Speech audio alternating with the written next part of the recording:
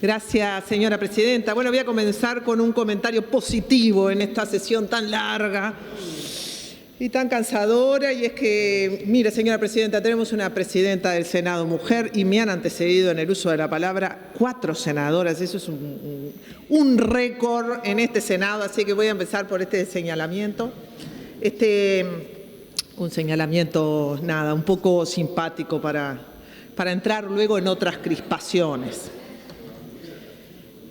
Señora presidenta, como el senador Bordaberry ha aludido tantas veces a mí, caigo en la tentación de responder algunas cosas, pero voy a empezar con esta primera reflexión, y es que el Uruguay entró en el TISA y salió, y entró en el Mercosur y se quedó, y negoció el TLC con Estados Unidos y se fue, negoció el TLC con México y se quedó, pero todo lo hizo a partir de una iniciativa soberana. Creo que hay que respaldar la capacidad de iniciativa que en general los gobiernos uruguayos han tenido para entrar en las negociaciones, porque no hay generosidad de nadie, ni nadie le pide al Uruguay vení, entrá, que nos legitimás el acuerdo, porque francamente el tamaño del Uruguay exige que el Uruguay tenga y haya tenido en general esta actitud de sumarse a los acuerdos.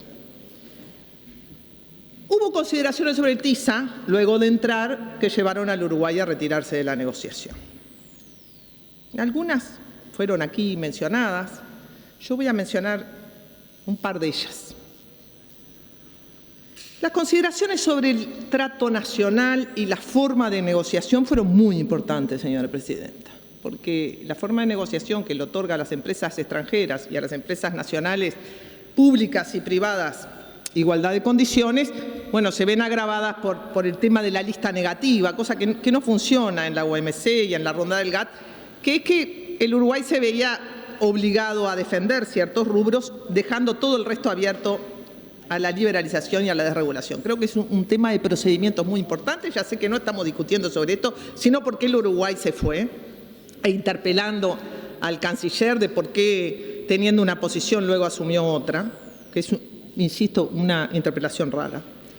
Pero efectivamente las listas negativas no solamente son difíciles de concretar, sino que luego de que se concretan, el Uruguay queda atado a que esas listas negativas sean todo lo que mantiene como excepción. Si nosotros mañana quisiéramos venir a nacionalizar un servicio, señora presidenta, no lo hubiéramos podido hacer con las famosas cláusulas trinquete del TISA. Esto puede parecer un razonamiento sobre la base de una hipótesis futura con poca civilidad en el presente, y sin embargo yo recuerdo el plebiscito del agua. No hubiéramos podido hacer plebiscito del agua, ¿no? Renacionalizar el abastecimiento de un servicio luego que fuera privatizado. Entonces, yo creo que hay en esta negociación que se le llama plurilateral, lo he aprendido ahora, hay unos déficits que las negociaciones multilaterales no tienen, y el Uruguay tiene como país chico que defender la multilateralidad siempre, por su condición de país chico. Es cierto que otros países chicos como Chile se dedicaron a abrirse al mundo unilateralmente y celebraron TLC, pero no es la fórmula de desarrollo económico y social que el Uruguay ha elegido. Ahora, cuando acá se lamenta tanto no haber entrado en el TISA, hay que ver la dimensión del animal porque lloramos, ¿no? ¿Qué tamaño tiene eso que supuestamente hemos perdido? Porque luego, si el TISA efectivamente llega a la OMC, allí volveremos a estar, Allí volveremos a estar. Sí, es cierto, nos darán un acuerdo ya armado. Bueno, como si el Uruguay tuviera una gran capacidad de incidir en esos acuerdos multilaterales. Pero para ver el tamaño del animal entre manos, y me parece que esto forma parte de la evidencia empírica, hay que ver qué exporta el Uruguay en materia de servicios, porque no me sirve decir tanto por ciento del Producto Nacional son los servicios, tanto por ciento del trabajo nacional son los servicios. Sí, pero vamos a entendernos. El trabajo nacional y el Producto Nacional, que son los servicios, básicamente es la administración central, la salud y la educación. Son esos los servicios que dan trabajo nacional. Los servicios exportables en el Uruguay son una parte muy chica de los servicios. además, nosotros vamos camino de importar más servicios que los que exportamos, como el resto de América Latina. Y esta, señora presidenta, no es la situación de Estados Unidos y Europa. Estados Unidos y Europa exportan muchísimo más servicios de lo que importan. Le riegan de servicios al mundo, servicios financieros, servicios audiovisuales, servicios de intermediación empresarial. Claro que ellos tienen un altísimo desarrollo tecnológico de sus servicios. Y la Unión Europea, después voy a dar unos datos más. Ahora el Uruguay. América Latina no es esa la situación de América Latina. Brasil es completamente deficitario en la balanza comercial de exportación de servicios. Exporta el 4% de su producto, exporta el 2% de su producto, importa el 4%. Quiere decir que a Brasil un tratado de liberalización de comercio de servicios no le sirve. Brasil tiene que mejorar sus servicios primero para ver si está en condiciones de exportarlos al mundo. Colombia importa el 3,5% del producto en materia de servicios y exporta el 1,8%. Chile está un poco mejor. Importa el 5,6% y exporta el 4,4%. Quiere decir que la balanza comercial de exportación de comercio de servicios de América Latina es deficitaria, pero no lo es para Estados Unidos y no lo es para Europa, que son los principales países que están motorizando este acuerdo. Ahora vamos a ver los números de los servicios en Uruguay para ver eso, el tamaño del bicho. La gran verdad, fuera de ideologías por ahora. Ya nos meteremos con la ideología, pero ahora como han hablado tanto de ciencia política, me ha dado por hablar de economía. Exportamos 4.400 millones de dólares de servicios. Pues la mitad, señora presidenta, es turismo. ¿A dónde va el turismo? Va a la región, no va a los países. El 80 y 90% de los 2.000 millones de dólares que exportamos en servicio van a Argentina, a Brasil fundamentalmente, y luego a Chile y Paraguay. Muy bien, ¿qué otros servicios son importantes? Transporte es el 20%, ¿no? El turismo es el 50%, es la mayoría de los servicios que exportamos, es turismo y los exportamos a la región, o sea que ahí no nos beneficiaríamos del TISA. Y el otro es el transporte, que es el 20%, no lo tengo desagregado, pero tiendo a sospechar que en el transporte el peso de la región es determinante. Exportamos el 5,7% del producto en materia de servicios, pero importamos el 5,8%. ¿Y por qué llamo la atención sobre esto? Porque toda esta cosa de que vamos a acceder al mercado de los 200 millones, de los 400, pero ojo, nosotros podemos acceder al mercado si es que tenemos las capacidades productivas para hacerlo, pero los grandes productores de bienes y servicios del mundo también acceden a nuestros pequeños mercados, ¿no? Digo, el comercio es ida y vuelta. Hay que pensar las ventajas de la exportación de servicios, pero después hay que pensar que detrás de la exportación de servicios viene la importación de servicios. Y la balanza comercial del Uruguay, en este sentido, voy a aprovecharle para responderle al senador Bordaberry, con México alcanza con ver lo que es el acuerdo automotriz con México. Íbamos parejo y México, pero nos desborda, tengo por aquí la evolución del comercio de bienes automotores entre México y Uruguay. Bueno, no cabe duda de que la balanza comercial con México se volvió claramente deficitaria para Uruguay después del Tratado de Libre Comercio. Puede tener esto otras consecuencias positivas, pero esos son los datos.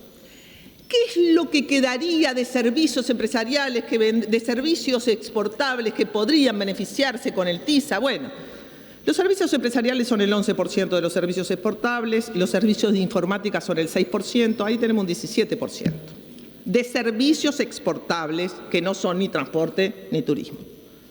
El 40% va para América Latina, 15% al Mercosur y 23% al resto de América Latina. Quiere decir que el 60% de ese 17% de productos exportables tampoco se beneficiaría con el TISA. ¿Qué porcentaje de las exportaciones de servicios podrían beneficiarse? Bueno, algo así como un 0,5% del producto y un 9% de las exportaciones totales. Para mí, meterse en un TISA por estas razones, hay otras razones por las cuales meterse en un TISA, a las cuales me voy a referir después, que son políticas, que son de acuerdo con el mundo, pero meterse en un TISA por los beneficios que traería para los sectores que exportan servicios para fuera de la región, sería como tratar de matar a un mosquito con un cañón. podría correr el riesgo de generar un gran agujero en mi pared y ni siquiera acertarle al mosquito. Ahora, Estados Unidos, bueno, Estados Unidos es un buen exportador de servicios, exporta el 4,2% de su producto e importa el 2,8%. Le sirve. ¿Qué servicios exporta Estados Unidos? Propiedad intelectual, servicios empresariales, servicios financieros. ¿Qué hace la Unión Europea, que es más exportador de servicios todavía que Estados Unidos? Exporta el 12% de su producto de servicios. La Unión Europea es el gran exportador de servicios del mundo. Exporta el 12%, importa el 10%, con los mismos rubros: propiedad intelectual, servicios empresariales, servicios financieros. Así que las razones económicas para anticipar resultados negativos, catastróficos de no estar en el TISA, por ahora no hay evidencia empírica que las sustente. Veamos la razón general. ¿Quedaremos aislados y anclados a un Mercosur con problemas? Nunca hubo mayor diversificación del comercio exterior que la que hubo en estos 10 años. Lo señalaba la senadora Mónica Xavier. Comerciamos con 170 países y la senadora Xavier me dijo que habíamos aumentado en algo así como 159% la cantidad de países con los que comerciamos. ¿Para qué sirve diversificar el comercio exterior? Para ser menos vulnerables externamente.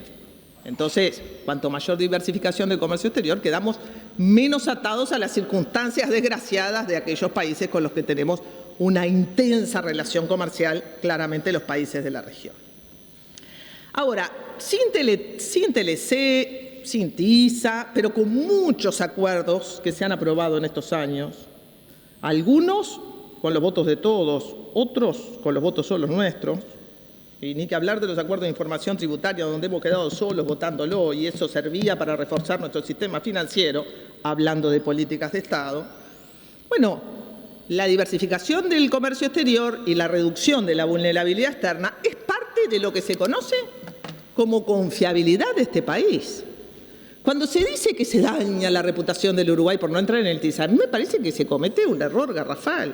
Si nosotros tenemos el grado inversor que tenemos, si tenemos la credibilidad que tenemos, si la CEPAL nos viene a ver si nos entendemos, que es uno de los pocos países que está teniendo una perspectiva de crecimiento positiva en el medio de una región que va hacia el estancamiento, ¿no? Bueno, algo de esa política ideológica del Frente Amplio estará bien hecha y una de ellas tiene que ver con la política exterior, incluyendo aquí, y voy a rescatar al anterior canciller, ¿no?, que Almagro sea el secretario general de la OEA. Es un galardón para el Uruguay en cualquier hipótesis. Así que nada de que en materia de política exterior nuestros gobiernos han sido erráticos, sino que creo yo que en materia de política exterior ha habido allí una acumulación política y de perspectiva de largo plazo importante. También en la discusión sobre TISA sí, TISA no, hubo consideración sobre la necesidad de defender las regulaciones en telecomunicaciones y servicios financieros, que son dos de los principales rubros que están incluidos en los tratados de liberalización de servicios. No la salud, quizá, no la educación, pero telecomunicaciones, seguro, y servicios financieros, sin duda.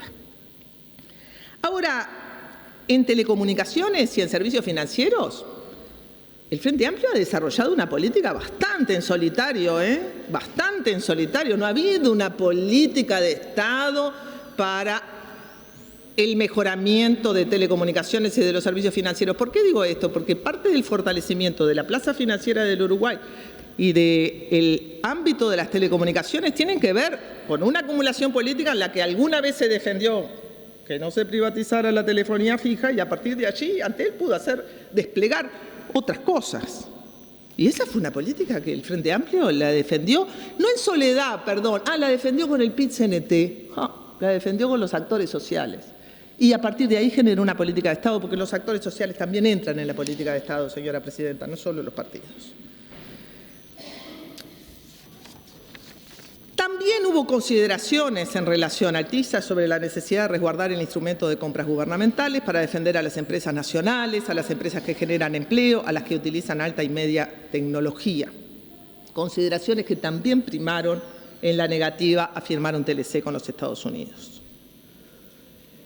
Ahora, cuando el senador Bordaber dice, y de repente la ministra de Turismo dijo, el Uruguay se retira de las negociaciones, parece olvidarse de que hubo un intenso debate sobre el TISA, que estuvo en la primera plana de los diarios, debatió la universidad, debatió el PIT-CNT, debatieron las cámaras empresariales, debatieron los partidos políticos. Acá debatió todo el mundo sobre el TISA. Solo que primaron unas posiciones sobre otras. Y primó la posición de la mayoría, porque la democracia es eso, gobierno de las mayorías. Pero esta pequeña república se dio un gran debate sobre su política exterior y sobre su comercio exterior. Un debate que no es muy habitual. No es muy habitual en otras democracias latinoamericanas pasarse enzarzado sobre el TISA o sobre el TLC o sobre la educación o sobre la baja de edad de imputabilidad penal. No es tan habitual. Y este país se lo dio. Y dándoselo, y ahora voy a volver a la ciencia política, demuestra que también puede ser una democracia deliberante, que es un poquito más que una poliarquía y es un poquito más que una república, y es un sistema político capaz de abrir la agenda a la participación ciudadana. ¡Ah, qué tema, eh! ¡Qué tema! Es la gran distancia que hay entre una partidocracia oligárquica, allí el canciller se refería a la ley de hierro de la oligarquía, entre decisiones de cúpula y decisiones ampliadas. Toda la teoría de la democracia está pidiendo, por favor, que los ciudadanos se involucren en los temas de debate. Y cuando yo escucho hablar así con un poquito de desprecio de los comités de base, digo, qué bueno, ¿no?, que un comité de base de Cardona esté discutiendo sobre el TISA. Pero como los libros de ciencia política están pidiendo que la ciudadanía se robustezca construyendo agenda y decidiendo sobre agenda, acá decimos, qué horrible, esto lo tendrían que haber discutido los expertos o los partidos y en fin, ¿qué tiene que discutir la gente común sobre temas que no entienden? Ah, esa es la democracia, esa es la democracia. Así que es una buena cosa que la democracia deliberante uruguaya, esta cosa rara en el mundo, haya debatido no solamente a través de los comités de base, dándole la participación a la gente común, no solamente de que decida, sino de que se entere, porque al final la democracia es el poder del pueblo, ¿no? Digo, allá, desde los griegos hasta ahora. Sino que también lo haya hecho la academia, que lo hayan hecho los trabajadores. ¿Cómo no, no? Los trabajadores son los primeros perjudicados o beneficiados por esto. Ahora yo voy al tema de la polis y sigo preguntándome desde hace horas cuál es el problema de que el presidente consulte con la fuerza política sobre cuál es el gran tema. Y ahí me he dado una respuesta malvada. Hay una nostalgia del presidencialismo de coalición que gobernó a este país durante tanto tiempo. Es decir, un sistema de partidos en el cual dos partidos pactaban y llevaban adelante su programa de gobierno, porque el presidencialismo de coalición entre blancos y colorados llevó adelante reformas grandes e importantes. La reforma de la seguridad social no pudimos ni chistar, y se llevó adelante. Muy legítimamente tenían las mayorías parlamentarias y la mayoría de los votos para hacerlo, pero está la nostalgia de que ahora hay un gobierno de partido y ya no hay más un gobierno de coalición entre partidos minoritarios. Ah, sí, es verdad. Yo, si estuviera en la oposición, también sentiría nostalgia del presidencialismo de coalición. Pero como estoy en el partido de gobierno, digo, qué bueno tener un gobierno de un solo partido, porque es elemental que es mucho más fácil tomar decisiones coherentes con un gobierno de partido que con una coalición, sin duda. Y esto lo reconocen todos los politólogos del mundo. Si no, miren los brasileños, los problemas que tienen con ese Congreso pulverizado en 1.500 partidos, donde el presidente de la Cámara de Representantes, que está en la coalición de partidos de gobierno de Dilma, le vuelve la vida imposible a Dilma. Y por cierto, presidenta, ¿cómo puede ser que no esté en los titulares de los diarios que el Supremo Tribunal Federal acaba de mandarlo callar a Eduardo Cunha y de decir, basta, no hay condiciones para el impeachment? Muy bien. Digo porque eso no salió en los diarios y aprovecho para decirlo, pero los presidencialismos de coalición a la paraguaya, recordemos Lugo, los problemas que tenía para ser mayoría, a la mexicana. Bueno, yo entiendo que haya nostalgia de las coaliciones, pero ahora hay gobierno de partido y no está mal porque El otro día estaba viendo un programa sobre José Valle Ordóñez que estaba pasando en el Canal 12 y quedaba impresionada porque pasaban todas las reformas de un solo gobierno, que era un listado, un chorrete de reformas sociales, de creación de bancos públicos. Y yo me digo, eso sí que era gobierno de partido. Gerardo Caetano se encargaría de decir, bueno, pero era una democracia que votaba el 5%, pero todas esas grandes reformas de las que nos enorgullecemos, que son nuestra marca país, que nos han dado una identidad y una cultura especial, todas esas reformas las realizó un gobierno de partido con mucha potencia, digamos, para imponerle esas reformas a muchos que no les gustaban nada, nada. Así que tener un gobierno de partido con sus mayorías parlamentarias propias le da una gran coherencia a un gobierno, pero, bueno, imagínense el riesgo, imagínense, Presidenta, el riesgo de eso si no hubiera una discusión ampliada con las bases, con la ciudadanía, con el partido mismo. Gracias a eso tenemos una ley de salud sexual y reproductiva que con sus problemas está considerado un avance en la agenda de derechos. Gracias a eso tenemos consejos de salario, negociación colectiva y políticas de transferencia que han logrado reducir la desigualdad y reducir la pobreza en este país, algo que también está en la credibilidad de Uruguay, algo que también está en el grado inversor social del Uruguay. Así que no es que no defienda a las minorías. ¿Cómo no voy a defender las minorías? No me voy a poner a citar autores, pero bueno, desde Stuart Mill ya sabemos que las minorías tienen que ser consideradas. Yo defiendo mucho a las minorías, señora Presidenta, pero una cosa es respetar a las minorías y otra es someterse al veto de una minoría capaz de presionar con su pequeño poder para impedir que la mayoría triunfe. Ojo, una cosa es respetar a la minoría y otra cosa es impedir que la minoría vete o chantajee con su pequeño poder contra las mayorías, que de eso también hay que cuidarse en una democracia, señora Presidenta. Ahora,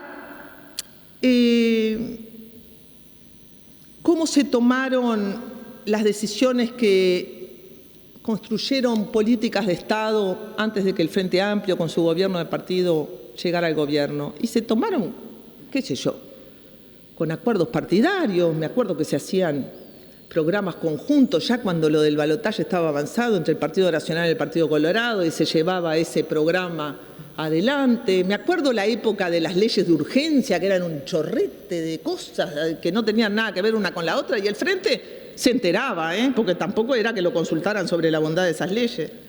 Todo eso constituyó políticas de Estado, pero vamos a entendernos con las políticas de Estado. Cuando hay diferencias programáticas profundas como las que tenemos acá, la política de Estado, cuando existe, es el mínimo común múltiplo, es decir, es solo aquello en lo que somos capaces de ponernos de acuerdo. Las políticas de Estado funcionan sobre la ilusión de que estamos de acuerdo sobre las cosas importantes. Y por mencionar una, señora Presidenta, nosotros tenemos que hacer elección directa para elegir a los representantes del Mercosur y esa debe ser una política de Estado. Lo están eligiendo todos y no hemos conseguido las mayorías necesarias para que esa política de Estado que se aplica en Argentina, que se aplica en Brasil, sea capaz de ser llevada a cabo. Entonces yo también pido colaboración con las políticas de Estado. Yo también. Porque eso es un compromiso que lo tenemos acá. Bueno. Entonces, por otro lado, voy a hacer un reclamo para nuestra voluntad negociadora.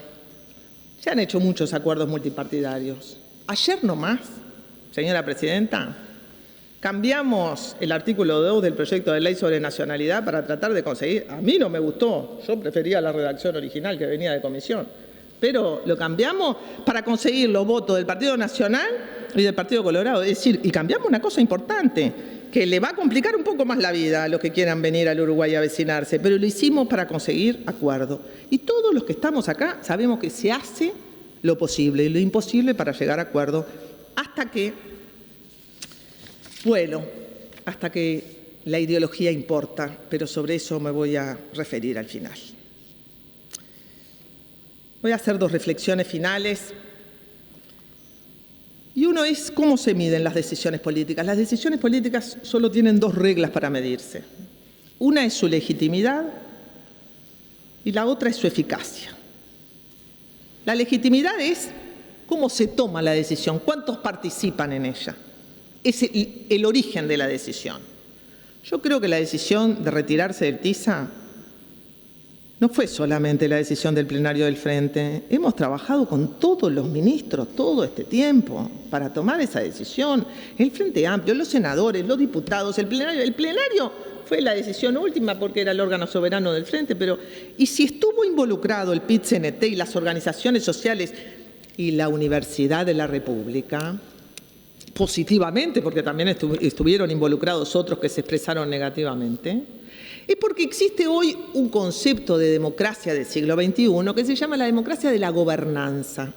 Quiere decir que superamos el paradigma de que solo estén los tres poderes del Estado más los representantes políticos para incorporar a los actores sociales, para que estén los sindicatos, las organizaciones de derechos humanos, las organizaciones feministas. Las democracias complejas del siglo XXI exigen gobernanza y la gobernanza es la consulta ampliada a todas las organizaciones de la sociedad civil que representan ciudadanía. La segunda regla para medir la decisión política es si esta decisión nos va a conducir al resultado deseado o no. Bueno, primero ya veremos el derrotero del TISA, porque la verdad es que no sabemos en qué va a terminar el TISA. No sabemos si va a terminar en la OMC, nos vamos a encontrar todos allí, ¿no? Pero no sabemos cuál va a ser el derrotero del TISA. Pero yo me pregunto, ¿este país evaluó el no haber entrado al TLC con los Estados Unidos? Porque México lo evaluó, y lo evaluó mucho.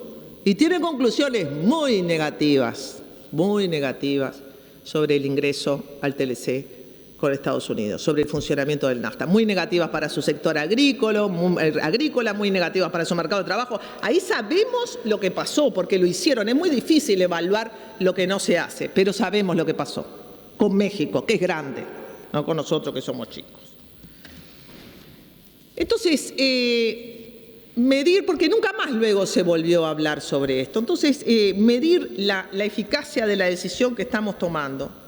Bueno, es muy difícil. El costo de no estar en esta decisión y el costo de haber estado es muy difícil. Yo termino con una reflexión sobre las ideologías, pero no sé si el senador Martínez Huelmo me pedía una interrupción, señora presidenta, que con mucho gusto le concedo. Le quedan 3 minutos, señora senadora. Le pide una interrupción el senador Rubén Martínez Huelmo, que se la está dando, senadora, ¿no? Prorrogar el tiempo. Bien, está solicitando la senadora Topolansky, prórroga de la hora para la senadora Moreira. Estamos votando. 18 en 19. 18 en 19 afirmativo. Puede interrumpir, senador Martínez Huelmo.